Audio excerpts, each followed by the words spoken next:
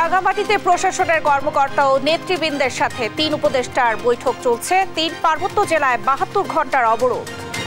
পার্বত্য চট্টগ্রামের ঘটনা বিচ্ছিন্ন নয়, সুযোগ নিচ্ছে কেউ, বললেন মির্জা ফখরুল। সরকারকে বেকায়দায় ফেলার চেষ্টা। পার্বত্য চট্টগ্রামে ইন্টারনেট বন্ধ করা হয়নি, ফেনীতে তথ্য উপদেষ্টা, সবাইকে সতর্ক থাকার পরামর্শ। বিগত বছরে বিচার বিভাগের উপর নগ্ন হস্তক্ষেপ হয়েছে, অভিযোগ প্রধান বিচারপতির পৃথক সচিবালয়ের প্রস্তাব। ২৭ সেপ্টেম্বর জাতিসংঘ সাধারণ পরিষদে ভাষণ দেবেন ডক্টর ইউনূস, অংশ নেবেন বেশ কয়েকটি সাইডলাইন বৈঠকে। এবং গোতাবায়ার পতনের পর প্রথমবারের মতো ভোট চলছে শ্রীলঙ্কায়, মনোযোগ কেন্দ্রে অর্থনৈতিক সংকট, দেশ জুড়ে নিরাপত্তা। দেখছিলেন শিরোনাম সংবাদ দুপুরে, সঙ্গে আছি আমি শারমিন ন্যান্সি। এবারে থাকছে বিস্তারিত। 2 পার্বত্য জেলা রাঙামাটি ও খাগড়াছড়ি পরিদর্শনে গিয়েছেন স্বরাষ্ট্র উপদেষ্টা অবসরপ্রাপ্ত লেফটেন্যান্ট জেনারেল জাহাঙ্গীর আলম চৌধুরীর নেতৃত্বাধীন উচ্চ পর্যায়ের প্রতিনিধি দল। মতবিনিময় করেছেন রাজনৈতিক দলের নেতা ও গুরুত্বপূর্ণ ব্যক্তিদের সঙ্গে। এদিকে 3 পার্বত্য জেলায় সকাল থেকে চলছে সড়ক ও নৌপথ অবরোধ। পাহাড়ি বাঙালি সংঘর্ষে 4 জন নিহত ও অগ্নিসংযোগের প্রতিবাদ এই অবরোধ ডাকা হয়। আর রাঙামাটিতে যানবাহন ভাঙচুর ও শ্রমিক আহতের প্রতিবাদে চলছে যৌথ মালিক শ্রমিকদের ডাকা ধর্মঘট। সহকর্মীদের তথ্য ছবিতে আপন অপু রিপোর্ট। পাহাড়ে শান্তি ফেরাতে আলোচনায় অংশ নিতে শনিবার সকালে রাজধানীর তেজগাঁও বিমানবন্দর থেকে বিমান বাহিনীর হেলিকপ্টারে করে দুপুরে রাঙামাটি পৌঁছান স্বরাষ্ট্র উপদেষ্টা জাহাঙ্গীর আলম চৌধুরী। প্রতিনিধি দলে ছিলেন পার্বত্য চট্টগ্রাম বিষয়ক উপদেষ্টা সুপ্রদীপ চাকমা, স্থানীয় সরকার উপদেষ্টা এএফ হাসান আরিফ এবং প্রতিরক্ষা ও জাতীয় সংহতি উন্নয়ন বিষয়ক প্রধান উপদেষ্টার বিশেষ সহকারী অবসরপ্রাপ্ত লেফটেন্যান্ট জেনারেল আব্দুল আজিজ। দুপুর 12টায় রাঙামাটি সেনানিবাসে পাহাড়ের অস্থিরতা নিয়ে স্থানীয় রাজনৈতিক দলের প্রতিনিধি সহ গুরুত্বপূর্ণ ব্যক্তিদের সঙ্গে বৈঠক করেন প্রতিনিধি দল। এদিকে শনিবার সকাল থেকেই পার্বত্য জেলা খাগড়াছড়ি, রাঙামাটি ও বান্দরবানে চলছে সড়ক ও নৌপথ অবরোধ।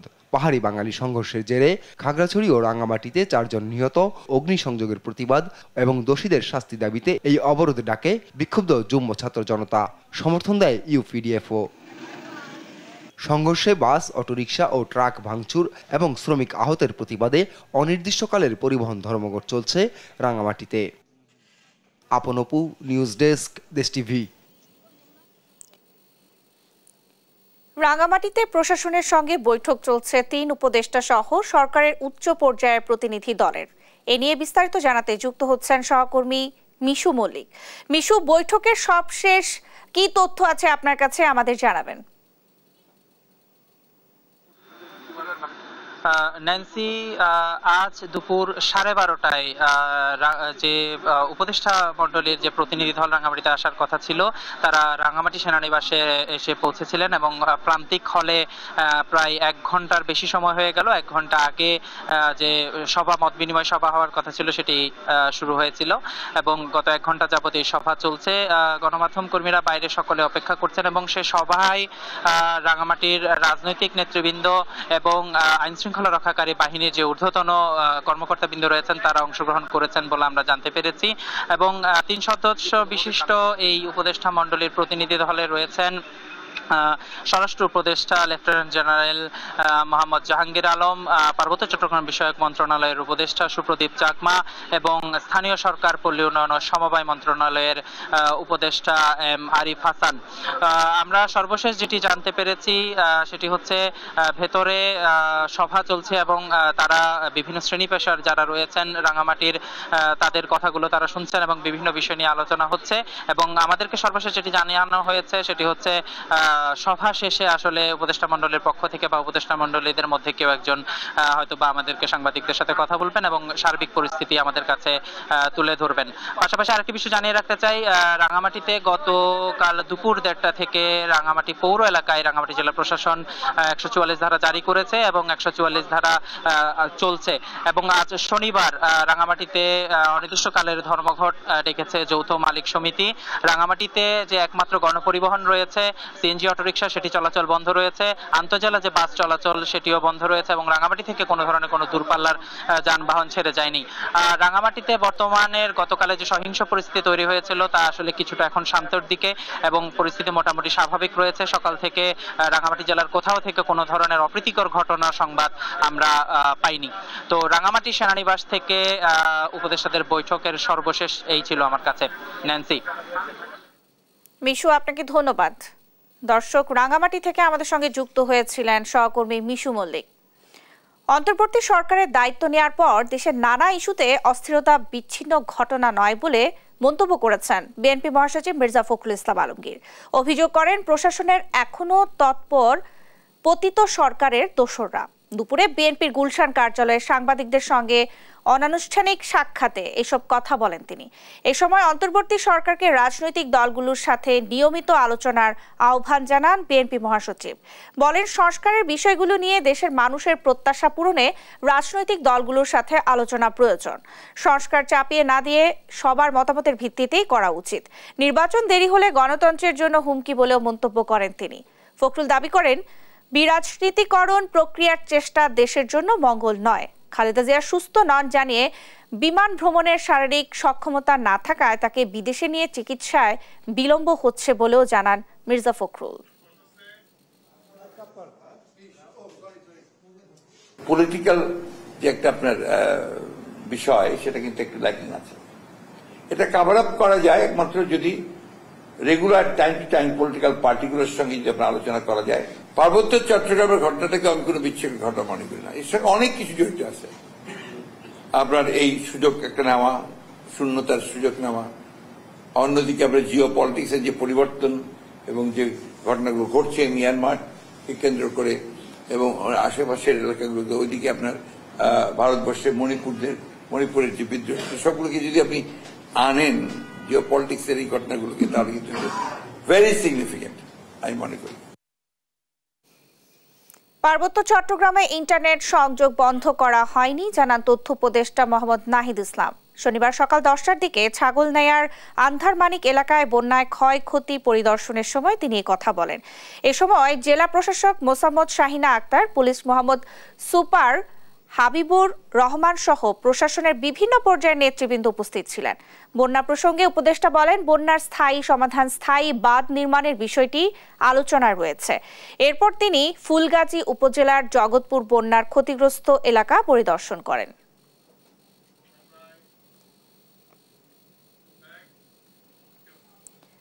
বিচার বিভাগে দ্বৈত শাসন রুখতে জরুরি ভিত্তিতে পৃথক সচিবালয় প্রতিষ্ঠা করার দাবি জানিয়েছেন প্রধান বিচারপতি সৈয়দ রেফাত আহমেদ।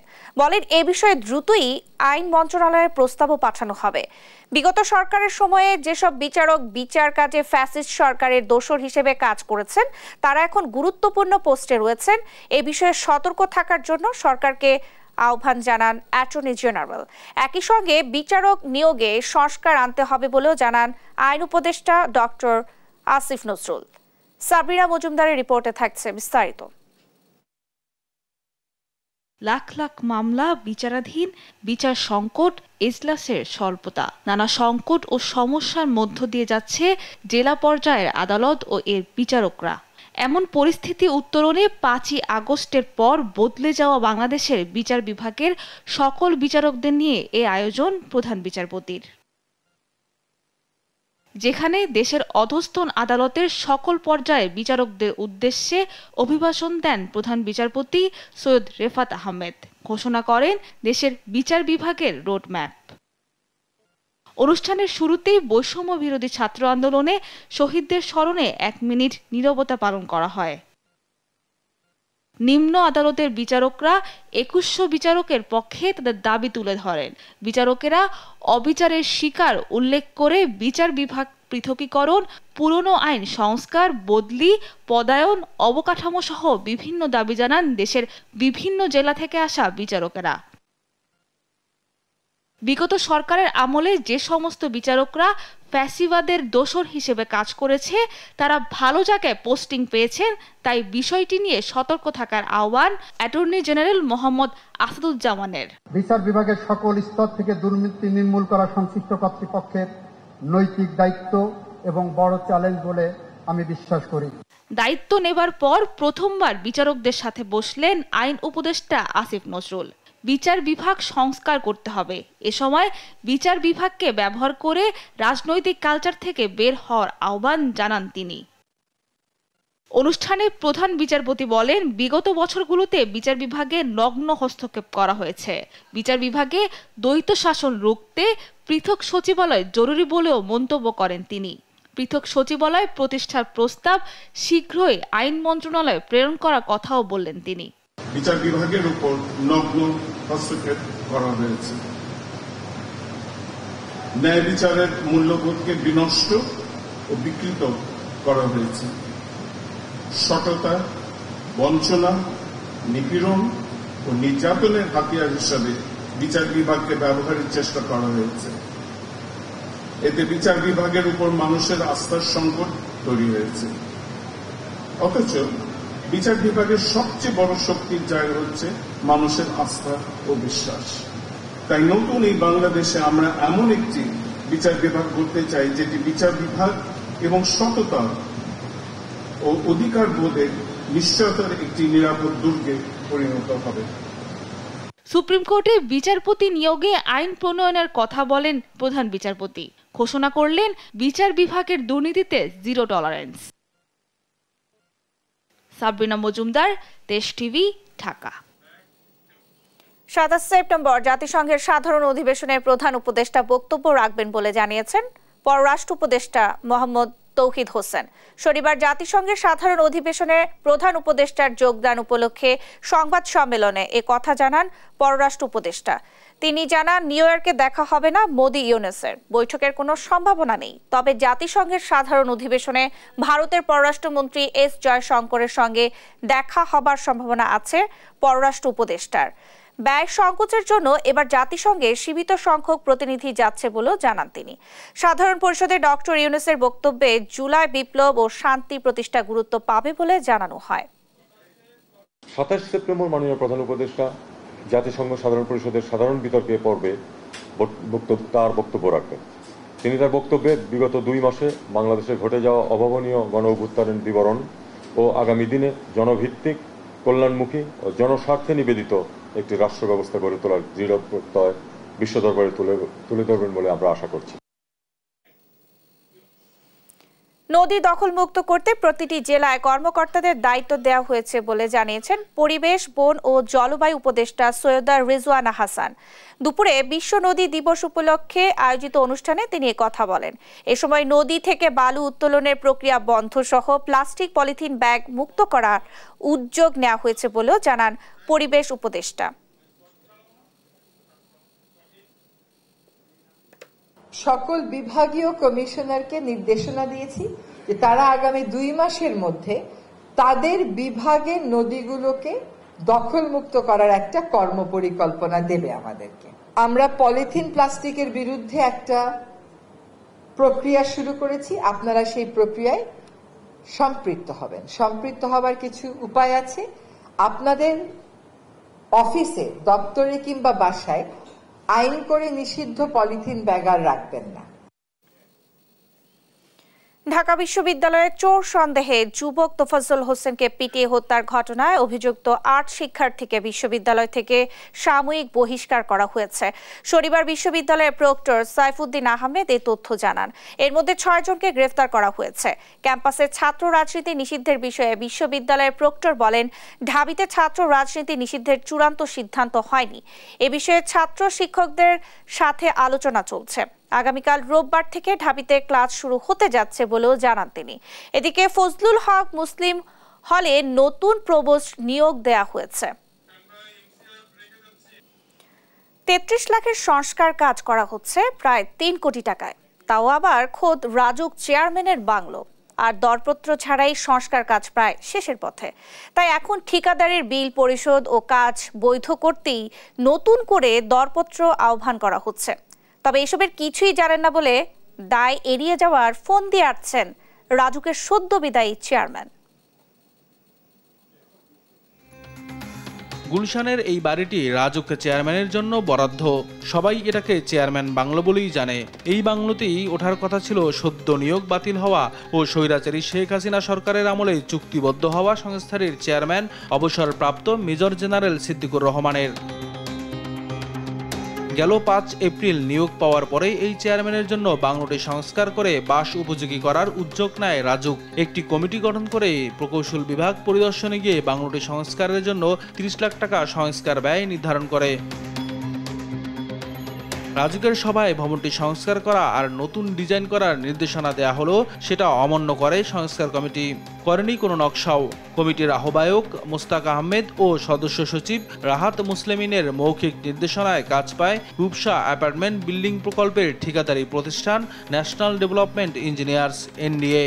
আহ্বান করা হয়নি কোনো উন্মুক্ত দরপত্র। নিয়ম অনুযায়ী বাংলোর সংস্কার কাজ না হওয়া ও অনুমোদন না থাকায় নির্বাহী প্রকৌশলী মোহাম্মদ কাউসার রাজুক চেয়ারম্যানের কাছে চিঠি দেন। তবে রাজুক চেয়ারম্যান তার উত্তর না দিয়ে উল্টো চিঠি প্রত্যাহারের চাপ দেন। চেয়ারম্যানের চাপে 9 জুন নির্বাহী প্রকৌশলী চিঠিটি প্রত্যাহার করেন। এদিকে বাংলোর সংস্কার কাজ শেষের দিকে আসায় ব্যয় বাড়িয়ে 2,85 লাখ টাকার একটি প্রাক্কলন প্রস্তুত করা হয়েছে, যা এখনো অনুমোদন পায়নি। দরপত্র ছাড়াই কিভাবে এই ঠিকাদার কাজ পেল আর কেনই বা সংস্কার ব্যয় প্রায় 9 গুণ বাড়ানো হলো, এমন প্রশ্নের উত্তর খুঁজতে দেশ টিভির টিম রাজুক মুখপাত্রের কাছে গেলে তিনি এই বিষয়ে কিছুই জানান না বলে এড়িয়ে যান। পরামর্শ দেন চেয়ারম্যানের সাথে কথা বলার। তার কথা অনুযায়ী চেয়ারম্যান অবসরপ্রাপ্ত মেজর জেনারেল সিদ্দিকুর রহমানের কাছে গেলে তিনিও কথা বলতে রাজি হননি। এটার ভিতরে অনুসন্ধান সারও তো নতুন, মানে এটা তো আগে থেকে কাজ চলতেছে, এটা বিস্তারিত একটু সারও একটা কথা বলার কথা। চেয়ারম্যানের অগোচরে এমন কাজ করা সম্ভব কিনা এমন প্রশ্নের উত্তর জানতে দেশ টিভির টিম মুখোমুখি হয় একজন প্রকিউরমেন্ট বিশেষজ্ঞের। তিনি জানান চেয়ারম্যানের সুপারিশ ছাড়া এই কাজ করা সম্ভব নয়। কেন এই অনিয়ম খোদ রাজুকের মধ্যেই তার সুষ্ঠু তদন্তেরও দাবি জানান এই বিশেষজ্ঞ। আর ছিল 30 লক্ষ টাকার বাজেট, রিপেয়ার রিনোভেশন, সেখানে 30 লক্ষ টাকার বাজেট এক্সিড করে 3 কোটি টাকা পর্যন্ত করতে গেছে। সেটা অবশ্যই চেয়ারম্যানের সুপারিশ তার রিকোয়ারমেন্ট অনুযায়ী করছে, তার চাহিদা অনুযায়ী তারা এটা করেছে। এদিকে এখন টেন্ডারের মাধ্যমে দরপত্র ছাড়া কাজ দেয়াকে বৈধ করার পায়তারা চলছে বলেও অভিযোগ উঠেছে। নিয়াজ মোর্শেদ, দেশ টিভি, ঢাকা।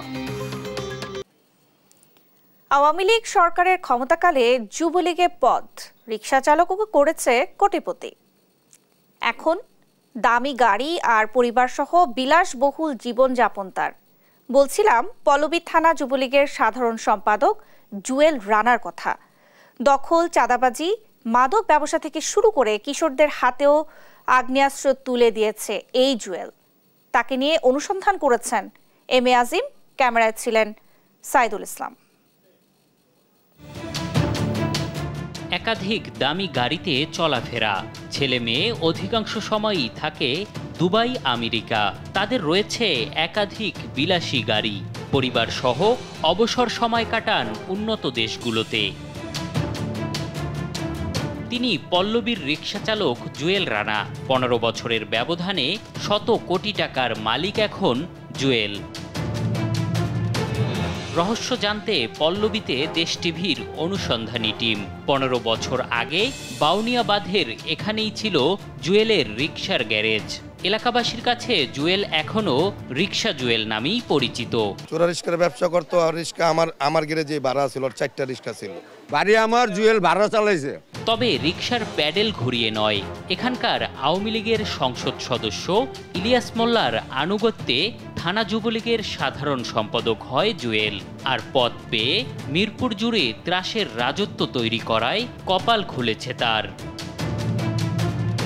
বাউনিয়া বাঁধ আর পল্লবী এলাকায় ঘুরলে অসংখ্য অভিযোগ মেলে স্থানীয়দের ঘরবাড়ি দখলের।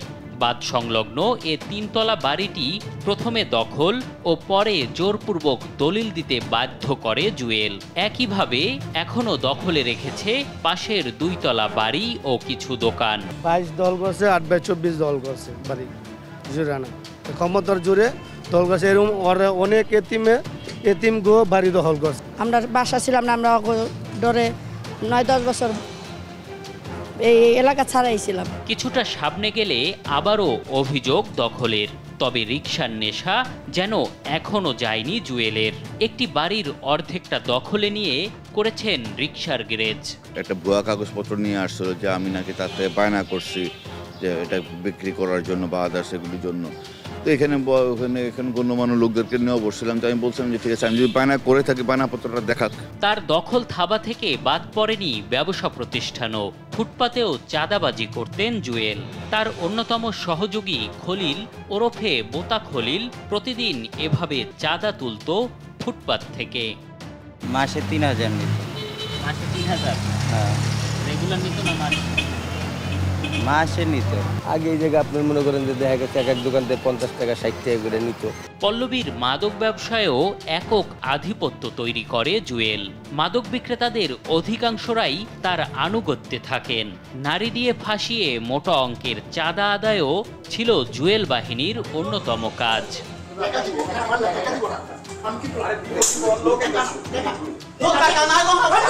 কিশোরদের হাতে অস্ত্র তুলে দিয়ে মাইরাদে ও ভৈরাদে নামে আলাদা দুটি কিশোর গ্যাং তৈরি করে জুয়েল, যারা জুয়েলের নির্দেশে হরহামেশাই পিটিয়ে বা কুপিয়ে আহত করত যে কাউকে।